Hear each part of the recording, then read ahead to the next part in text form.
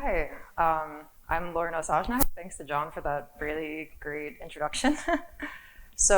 As we've said, I'm going to be discussing CERN, the Large Hadron Collider, the Atlas detector, searching for new physics in this context, as well as towards the end, a bit of the day in the life of what it is to be a particle physicist, specifically a graduate student living in Geneva, Switzerland, and working at the Atlas detector, extremely hands-on. So John mentioned a lot of this already, but I'll just go through it. So here's some pictures of me at CERN. I am from Long Island, and I graduated Vassar College in 2019 up in Poughkeepsie. And I started CERN the day after I graduated. I flew directly to CERN and started work as a summer intern with the University of Wisconsin group, working actually on Higgs boson analyses. So right from the get-go, doing some really exciting stuff. I fell in love with doing that and continued my journey with CERN until now, and hopefully even further. So I was working as a postbac for CERN after that internship at Lawrence Berkeley National Lab in California, working on some hardware things that we'll talk about today. And then I began my PhD in 2020 at the University of Pennsylvania in the middle of the pandemic, unfortunately. So I normally would have gone to CERN right away, but I did some intermittent trips to CERN in the beginning. A lot of these photos I'll show you will have me in masks because they were taken during the pandemic, during those times. So in 2021, when the pandemic started lifting a little bit, I was actually one of the first people to go to CERN and start working on these detector operations. So there was very few people there, a lot of high security clearances, both just for the detector normally and for the pandemic. It was a really amazing experience. And then in 2022, I was stationed fully at CERN and living there up until May when I finished my PhD. So you'll see terms where I'll talk about the TRT, which is the transition radiation tracker of CERN a bit, then as well talk about some new projects that I've been working on here with the group at Columbia. And yeah, I started here only in May, so this is really exciting to be already giving you all a talk here. So yes, let's continue. So the outline for today, I'm taking this a bit as a particle physics class of sorts. So we'll start off with Intro to Particle Physics 1, which will be our standard model and things we already know in particle physics well established. Then we'll go into Intro to Particle Physics 2, which will be not just the standard model, but okay, what are the questions unanswered by the standard model? Where can we go from here? What is there left to discover by particle physicists? Then we'll talk about CERN and the Large Hadron Collider. Then go a little deeper into the Atlas detector. There's a few experiments, but our group at Columbia here works specifically on the Atlas detector. And then we'll go to advanced particle physics. So this very, very short course will be searching for new physics, how to do it. You can tell people you've taken these courses, just don't tell you too many details. And then we have advanced particle physics 2, which is day in the life as a particle physicist at CERN. We'll go through step by step what it is actually like to be there. And here's some nice pictures I took of the Alps. I think most of these pictures I just took myself, if you see them here, some better quality than others. But it's a beautiful place to be, even just to visit, not as a particle physicist. Okay, so let's start with Intro to Particle Physics 1, the standard model. And yes, why are we doing this? So I think the best answer is to discover the mysteries of the universe. Simple as that. And okay, besides answering the mysteries of the universe, figuring out these huge questions, we also are changing the world while we get there. So we have some more practical everyday applications besides finding answers to these huge questions, such as proton therapy or medical imaging. We have technologies with superconducting magnets that can be used in engineering projects throughout different areas of the world, radiation detection. Even such things as disaster response technology, because the LHC is deep underground, as we'll find out, and there's a lot of safety things that go along with this. The World Wide Web was discovered at CERN, which is pretty impressive, especially nowadays. And of course, artificial intelligence, machine learning, a lot of our projects that we do now use techniques in all these very impressive computer science fields, in addition to all this. So particle physics, I like to think of it as looking at the very, very small to understand in this scale. Let's say we're humans here, about 1 meter, give or take, and then we have all our subatomic particles way on this scale, and then we have larger things such as our universe today on this scale. So we're able to understand certain things way up here by looking at detectors to colliding particles way down here. So here's some things you might know already about particle physics. Maybe sometimes you've learned this in high school. So I just wanted to start with this, where we have ordinary matter. So maybe you've heard of an electron, a proton, a neutron, and these are made up of quarks. So a proton would be made up of two up-type quarks and a down-type quark, and then a neutron made of one up-type quark and two down-type quarks. And these are some of our fundamental particles. At the LHC, we're colliding these particles together, these protons. And these particles are composed of quarks are called hadrons. So these are the composite particles here. And these quarks are some of our fundamental particles, which we'll be talking about today. So let's take a little look inside of hadrons, these composite particles that we're talking about. So as I said before, we have the different types of quarks. And maybe you know that a proton has a +1 charge. So how we get that +1, if you actually look inside of it, is having an up quark charge of +2/3, another one +2/3, and then a down type quark charge of -1/3. And together, and we have our +1. And then similar for our neutron's charge.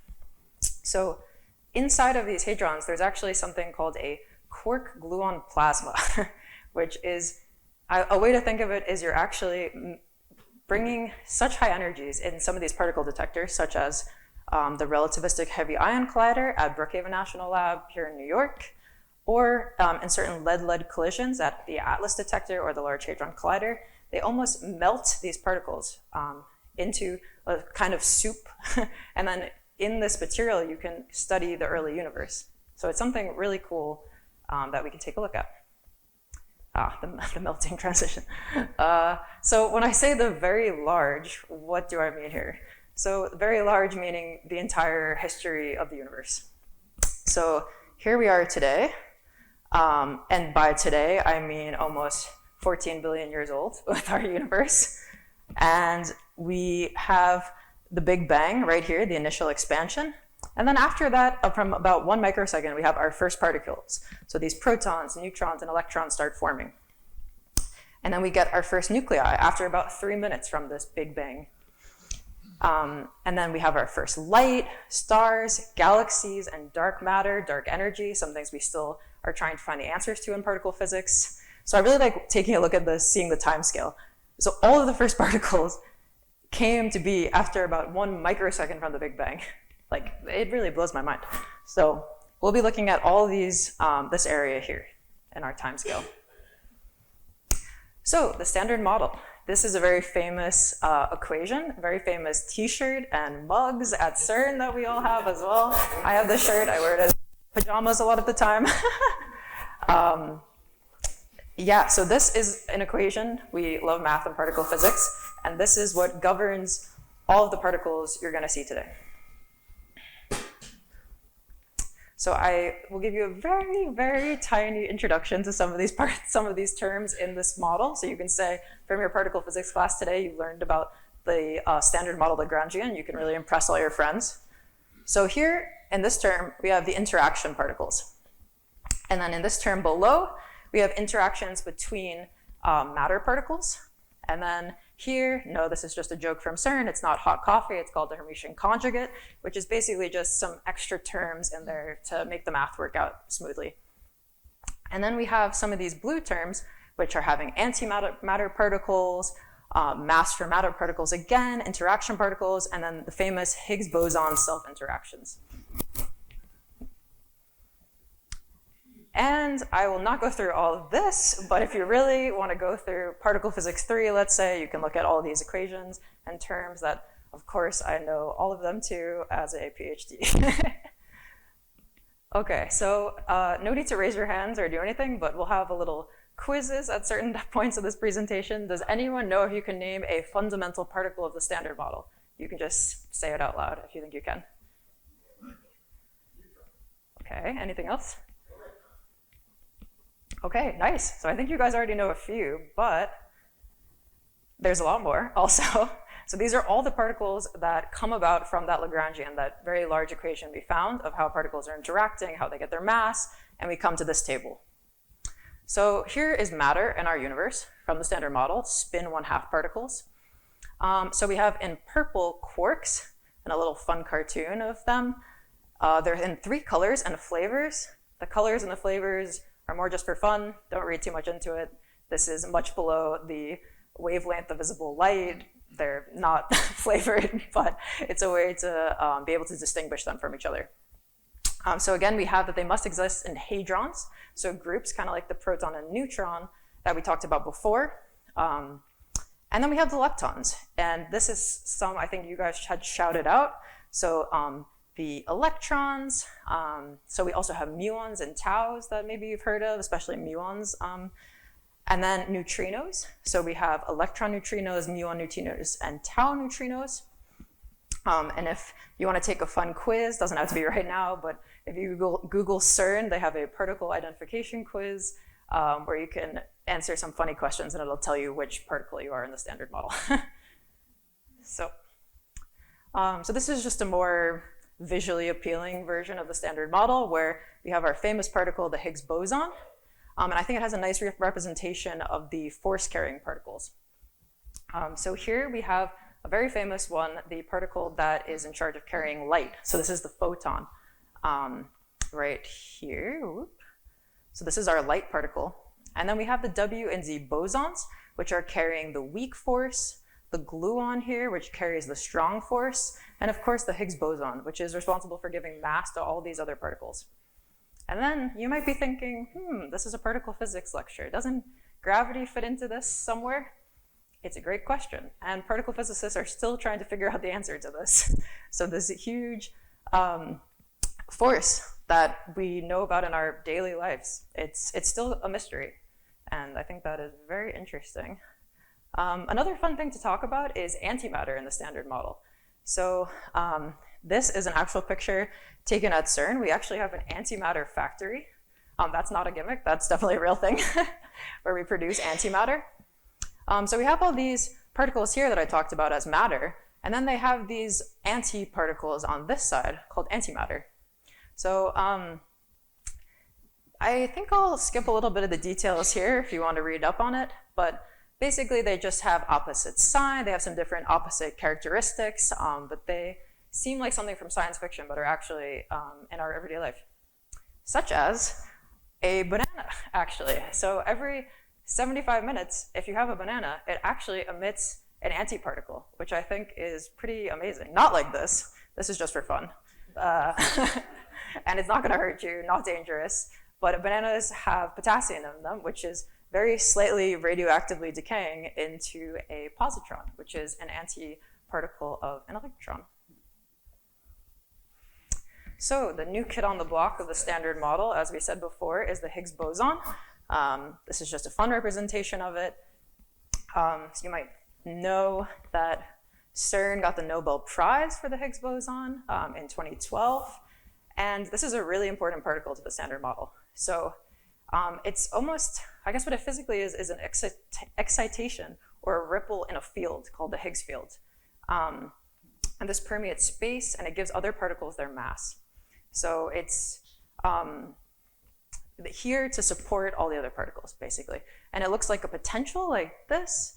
And then this is pretty small, we'll go through this a bit later, but how physicists found this at CERN is just a bump in what we would normally see as a falling background data. Okay, so these are some photos I think I took from other postdocs in the group, Jonathan Long and Julia Gonski, because I was in high school during this time. But this is some real photos from when the Higgs boson discovery was announced at CERN. So there were PhD students, collaborators, engineers, so many types of people who worked at CERN lining up hours and hours before. I think some people even like slept in the auditorium to be able to have a spot where they announced the Higgs discovery. And here's what that auditorium initially looked like. Not everyone at CERN, unfortunately, was able to get a spot, but this was a huge feat in particle physics, and specifically for CERN. And you can see a UPenn flag in the back, which I was not responsible for, but I don't know how my colleagues managed to get that there. And yeah, this is our director general. So she was the Atlas spokesperson back in the day for the Higgs discovery. Here's her in that auditorium, and now she is the director general of CERN. And here's a photo I took of her emceeing a fun night at CERN also. So she does lots of types of things. And here is a big plot of the standard model. So a takeaway, you don't have to know how to read everything in this, but basically higher cross-section, so higher numbers on this axis, means the processes are happening more frequently. So this is what we call a cross-section. And on the x-axis, we have different processes. So proton-proton collisions, which are happening extremely frequently, as this is our starting point in the LHC. Then we have, here you can see our photon that we talked about before. And then as we go along this axis, we get processes that are more and more rare, such as the Higgs boson processes. They're a bit more rare than some of our boson processes here. And you can see our different data taking years. So we have run 1 of the LHC, which is the green and the blue. Then you have run 2 and ultimately run 3. And we see that from this graph, our theory predictions of what the standard model should be matches very well with what we experimentally get. So you would think, okay, everything's matching perfectly, physicists have done their job, we can move on and do something else. But that's not the case. There's a lot of unanswered questions still to the standard model. So now we'll talk about that. So okay, this is just a fun photo, not a real photo of what the Big Bang would have looked like maybe. So the Big Bang was created equal amounts of matter and antimatter, which we talked about before. And we would have assumed they would have annihilated because they're being opposite from each other. And if that was true, if matter and antimatter annihilated the second after the Big Bang, there would be nothing in the universe besides light. We would not exist. Everything around us would not exist. It would just be a full photon light universe. And that's not the case. We're all sitting in this room. So something must have happened. There must have been a very small imbalance, and that very, very small imbalance created an effect that rolled and rolled and got bigger and bigger, and then it became our universe. Because our universe is made of almost entirely matter as well. So even with that effect, we don't have equal amounts of matter and antimatter. And the standard model doesn't really account for this. So this is a very interesting question. And it seems like such a subtle point, but meanwhile, it's to create everything that we see around us. Okay, so here's our quiz number 2 for our second intro to particle physics. You can just say it out loud. No need to raise your hands or anything. So what do you think the percent of the universe does the standard model cover?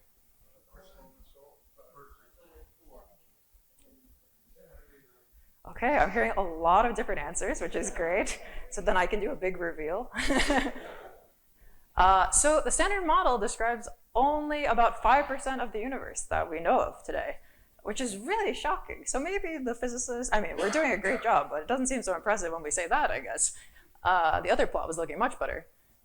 So I guess as you can see here, we have 5% of our matter, of our atoms that we know. And then 27% is actually dark matter. And 68% is dark energy. So dark energy, we know, exists because of the accelerated expansion of the universe. This is extremely mysterious. I'm not going to talk about this in this talk right now, but we can talk a little bit about dark matter, which is still extremely mysterious. So there's different types of dark matter candidates out there. One of them we're looking for here at Columbia, which is an axion-like particle, and this A here. Axions are very light, so light in mass, but also can decay to photons here, which are those light particles. And then there's also things called WIMPs, which is weakly interacting massive particles. So we don't really know what dark matter is. Maybe it's really, really massive. Maybe it's really, really light. But we do know that it is having a huge effect on all the matter that we see today. So we have seen from astronomical data that this is, where are we? Yes, that galaxy rotation curves, gravitational lensing, our universe is being pushed and pulled by this very mysterious, very large portion of the universe that we don't know what it is. So physicists at CERN, at Atlas, here at Columbia, including myself, are trying to figure that out. Another question is deeper symmetries. So as physicists, as mathematicians, we would like to think that the universe is not just random chaos, that there's some order to this. So the forces that we know, the electromagnetic forces, which unites magnetism and electricity here, electroweak, and we have the strong force, we have gravity that we know about. It would make sense mathematically if at some energy scale, these all unified. So we have all the forces coming together, making a very beautiful graph, everything mathematically makes sense. We don't really see that right now. So let alone the strong force, weak force, and electromagnetic force, and then adding gravity as well. These are all things that physicists are not sure about yet, but are very interesting topics. So something I did my PhD thesis on is a theory called supersymmetry. I won't go too into this, but here's a plot from my thesis. And this would be just one explanation of how mathematically some of these questions that we have about the standard model about particle physics could be answered.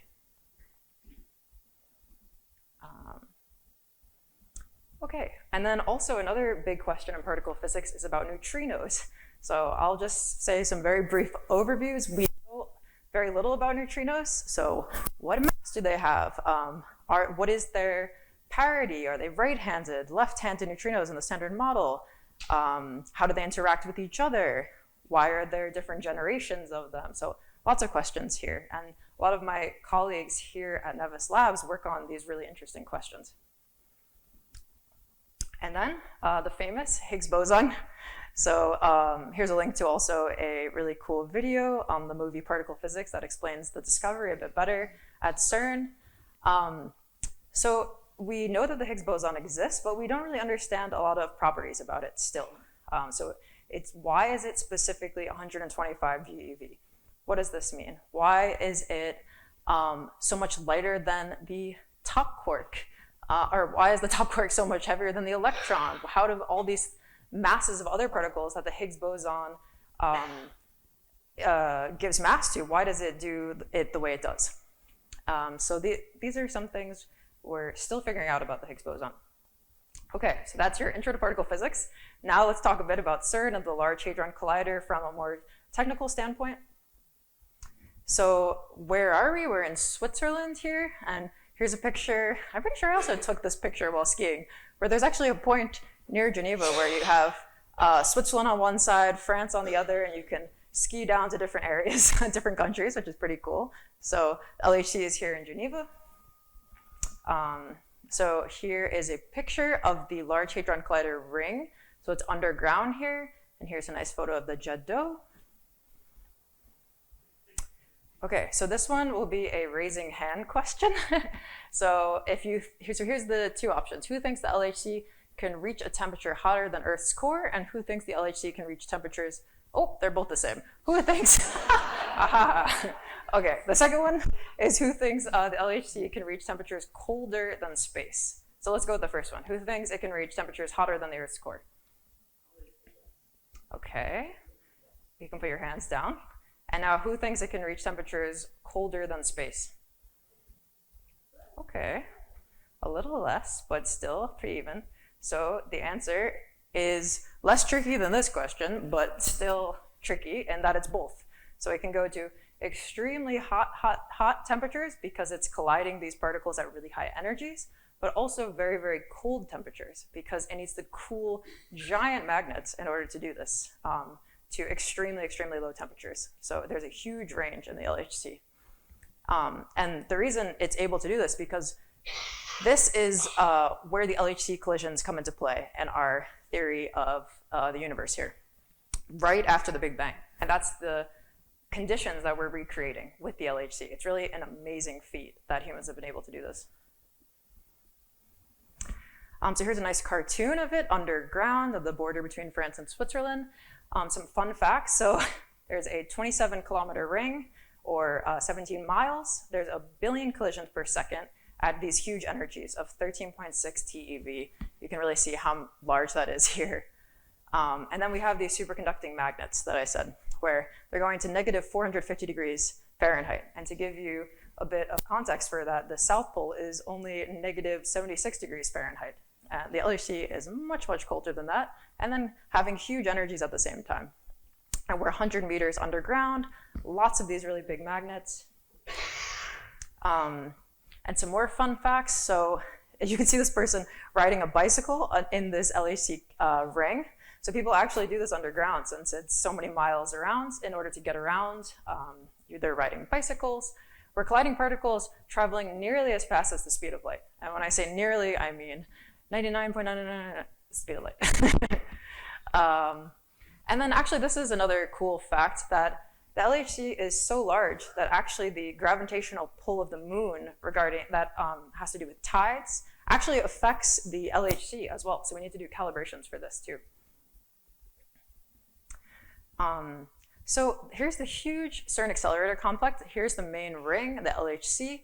But there's a lot of smaller rings that our initial particles need to go through to get to those speeds, to get to the full 13.6 TeV. And you would think that with this huge amount of energy, that there would be some crazy beginning to this particles accelerating. And instead, it's just this little tiny, almost fire hydrant of hydrogen. And that's what goes into making these giant particle accelerator collisions, which is pretty cool. So in the case of the proton-proton collisions, it's just this little hydrogen. And then sometimes when we do these heavier ion collisions to look at the quark-gluon plasma, it's just a little block of lead. So something I really love about CERN is the spirit of collaboration.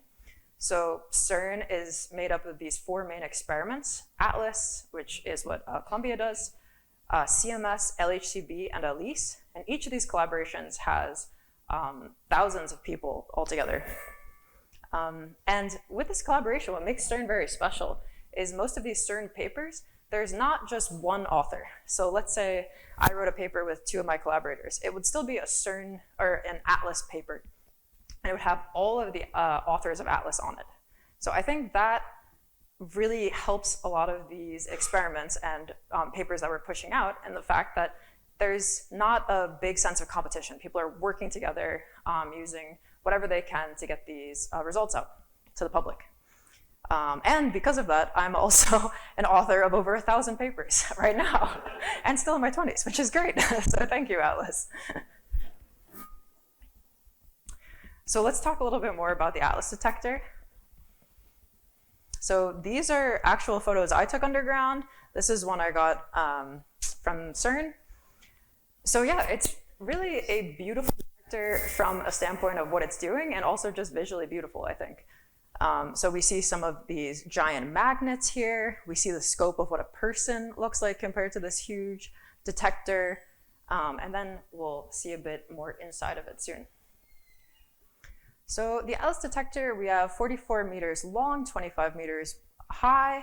And here's some different parts of it. So we have some of these giant toroid magnets, the transition radiation tracker, which I worked in my PhD at. And then Columbia is working here on the liquid argon calorimeters. And then there's such things as muon chambers. So you're hearing some of those buzzwords of our Particle Physics 1 class. Now, how do we detect those particles we talked about?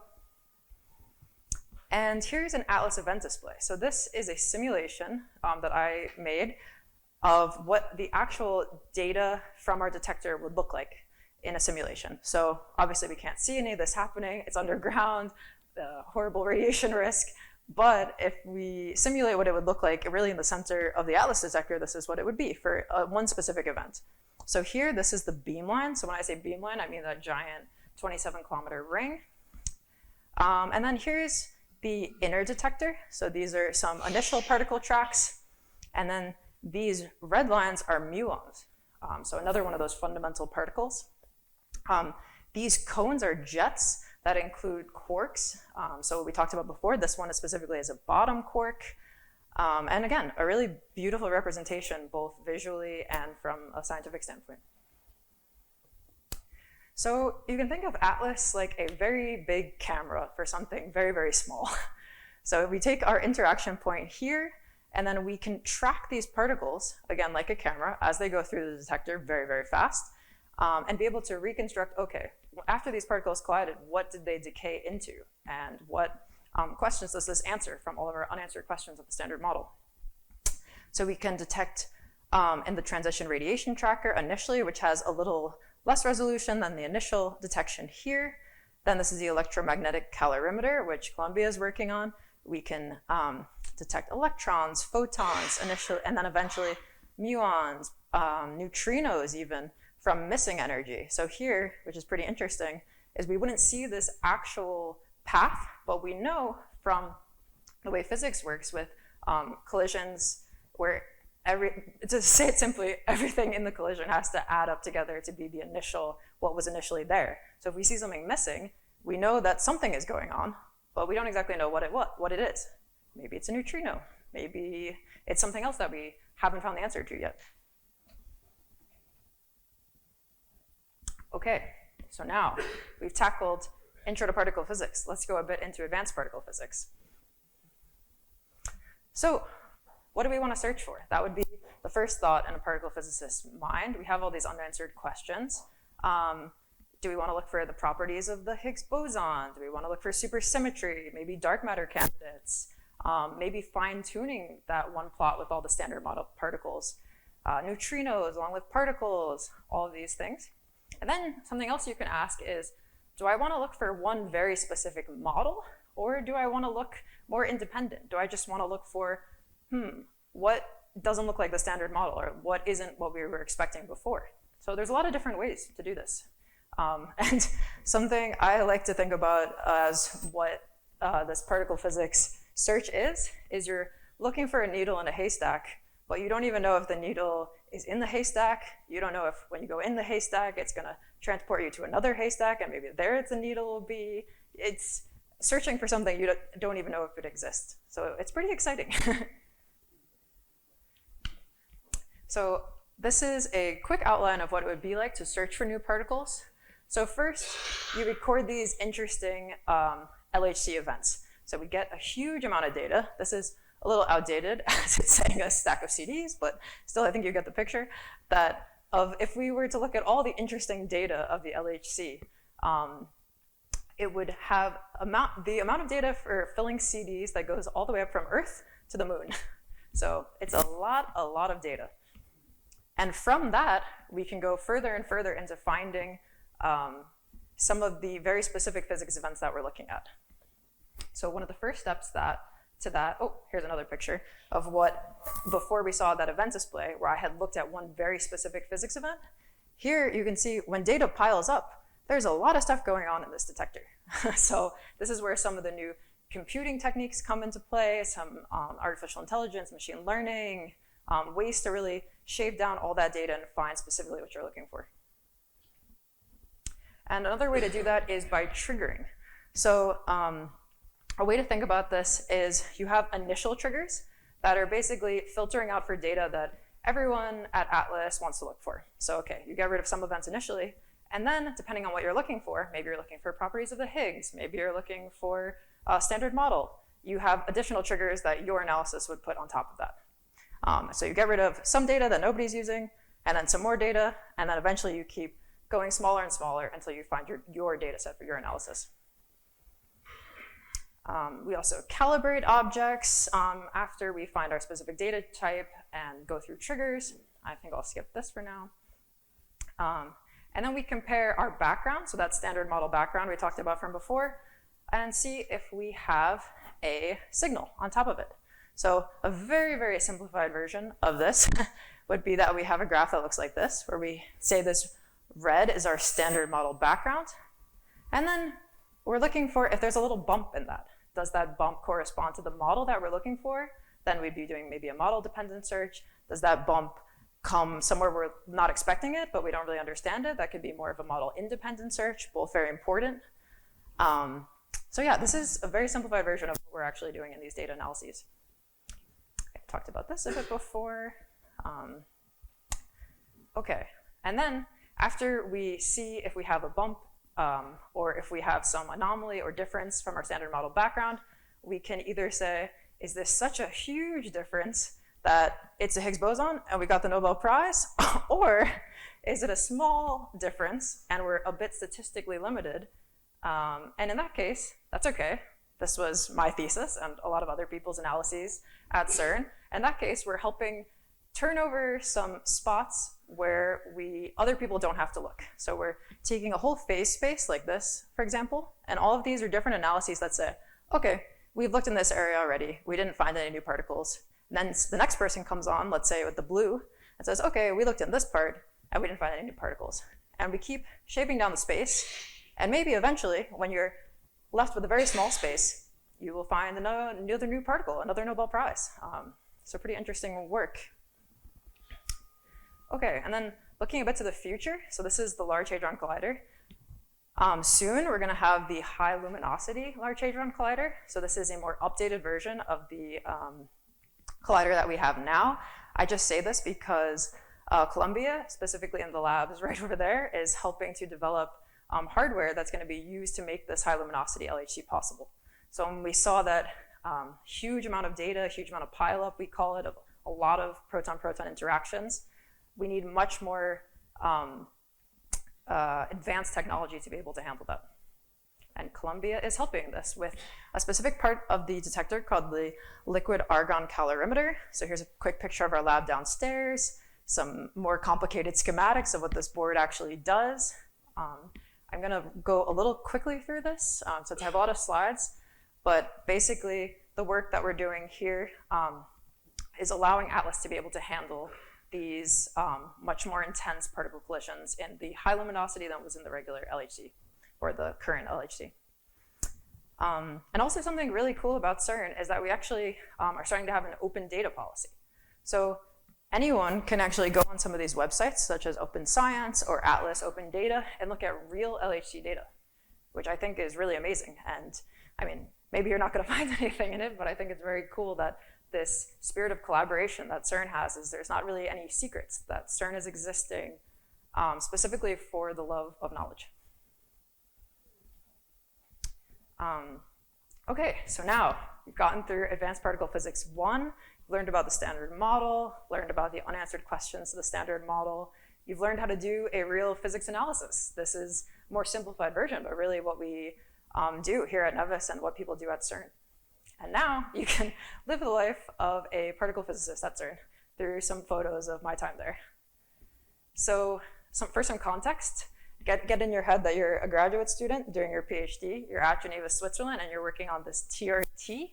So this is a real picture of it before it was put underground, and here's a cartoon. So this is made of about 300,000 straws, so it's almost like a honeycomb network of all these straws that help track particles. So actually I'll go to this one first. So here's some quick representation of what these straws would look like if you're looking at it from a cross-sectional view. And let's say pretend this is a particle. So the straws have gas, and as our particles go through, the gas in the straws gets excited and sends a signal to our electronics, and then we're able to detect the particle. So imagine that this is the part of the detector that you're in charge of. So, meaning you're in charge of it is the LHC is running, particles are being collided, it's just you on the phone if anything goes wrong, so it's a pretty important job. So you wake up, you're in Switzerland, you have to have your laptop nearby you at all time, you have to have your phone by you at all time, make sure your ringer is on. And yes, this means when you eat your meals, when you go to the bathroom, when you shower, all times you have to be reachable. And you cannot be more than about a 30-minute drive or tram ride from CERN. So okay, maybe you start your day, you go have a coffee in the cafeteria at CERN, you're sitting right by a dipole magnet, so this is over here, you're sitting with colleagues from all around the world, people from America, Italy, Spain, And maybe some of them are also on call for different parts of the detector. And then here, after you have your coffee, you go to the Atlas control room. These are all photos I took down there. So you go see your other colleagues. At each of these desks is controlled of one subdetector. So somebody's for the TRT, maybe someone is for the pixel detector. Everyone is in charge of one part of the detector working well. And this is actually an actual screen of what it would look like up here as people are monitoring the LHC. Here's my colleague. I think this is very late at night working on the specific subdetector. And then here's some more pictures of some of the screens you would have in front of you as you're on shift for the LHC for your specific detector. So green means good here. If any of these turn red, I would probably get a call and have to figure it out what's going on. Same here, you're checking the data quality. Okay, we see this part is the TRT. We see some particles going through. Everything looks okay. But oh no, you got a call from CERN. So this would mean something bad is going on. It's very unlikely you're getting a call just to be told that everything is working great underground. So the second I hear my phone call, I'm like, oh no, a lot of work is ahead of me. But it's also exciting. So let's say in this call specifically, they tell you a board has failed underground. So that means that your part of the detector is contributing to a loss of data for the entire the entire Atlas detector right now. So that's no good. You gotta go as fast as possible to fix this problem. Luckily, you were already in the control room, so you're very close. You don't need to travel 30 minutes. You were not sleeping or at home. Luckily, you've already tested a board, so you have one in the lab ready to go. Oh, I guess I added that. Phone ring. Yeah, it's already bringing me back.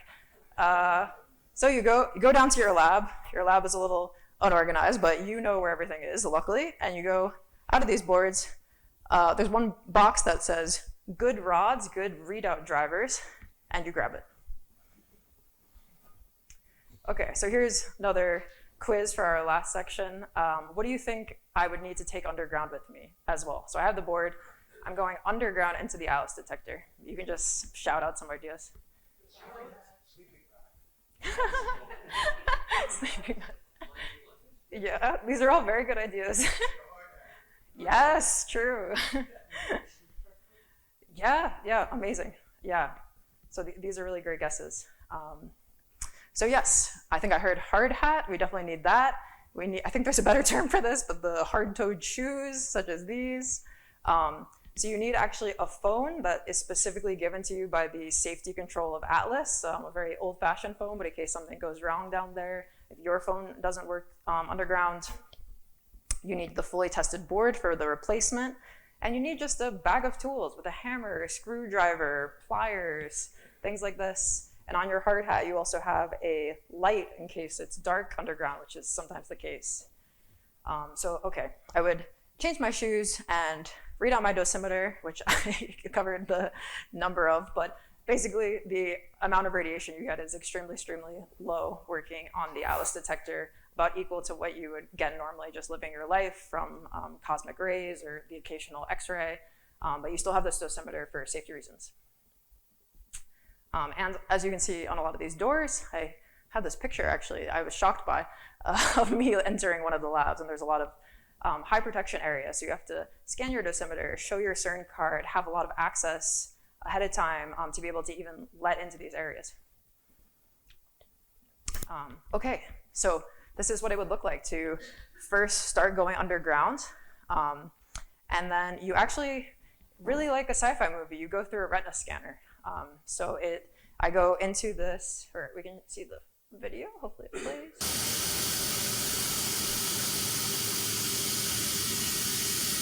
I would take off my glasses, scans my eyes, I have all my gear on, and then I'm let in.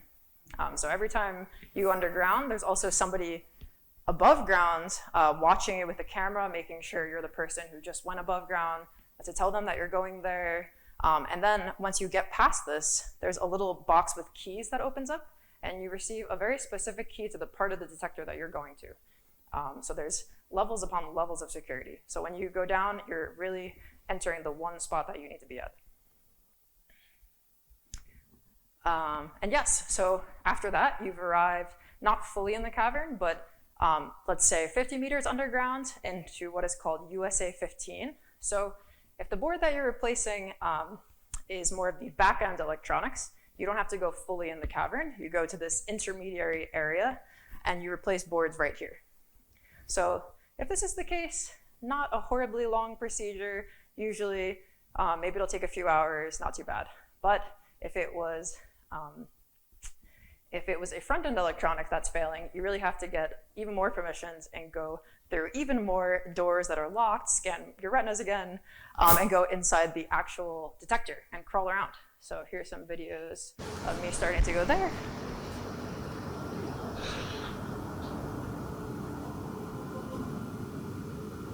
And you can hear that buzzing noise of all the electronics also. That's not just the video quality. It's very, very loud down there.